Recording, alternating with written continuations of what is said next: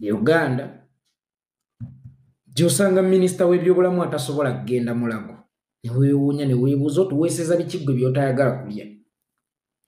So ng'ate Dr. Apollo Milton Obote baamukolako ataaka ndowooza gwali mwaka gwa 7 net e Lugogaawo ne bamukuba essasi eryamubongola amannyo buuza nti baamuvuga bamutwala wa Singapore oba mu private hospitals ez'e Uganda. Baamuvuga bamutwala mulago kubanga yali akimanyi nti yali aguliddeyo eddagala.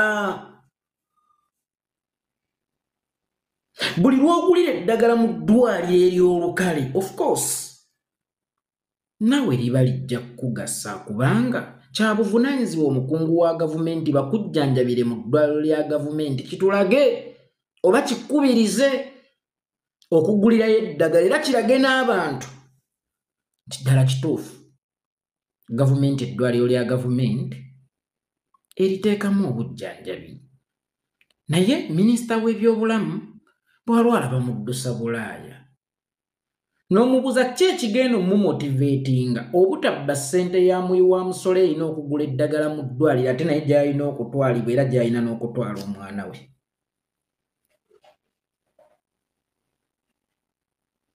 UPE minisita w'ebyenjigiriza talinaayo mwana wadde omuzzukulu era UPE tejjibwamu products ziweerereza mu gavumenti.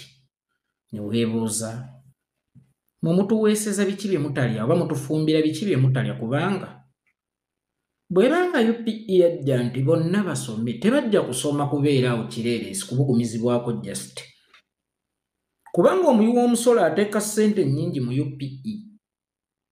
Bwe nteeka ssente nnyingi mu UPE kitegeeza UPE oba product za UPE zirina okungasa mu biseera by'omu maaso kubanga omuyi w'omusolo bwe nteeka ssente mu UPE kitegeeza njagala muveemu products eziringasa nga nze omuweesa waazo omuyi w'omusolo.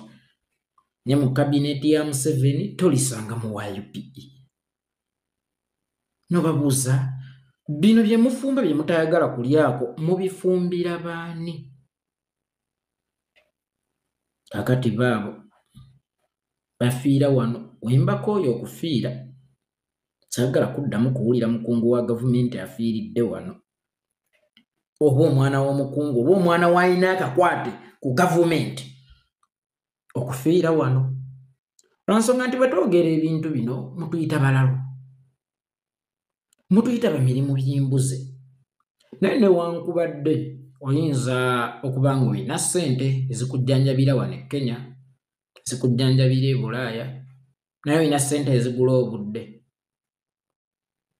kubanga ennyonyi ekuba omutima gw'omwavu yeekuba ogw'omugagga. Bagenda obbatuusa wano nga baweddemu ssupu ng'ennyonyi zibagoyezza nga ne bw'ojja ne ssente mmeka tesobola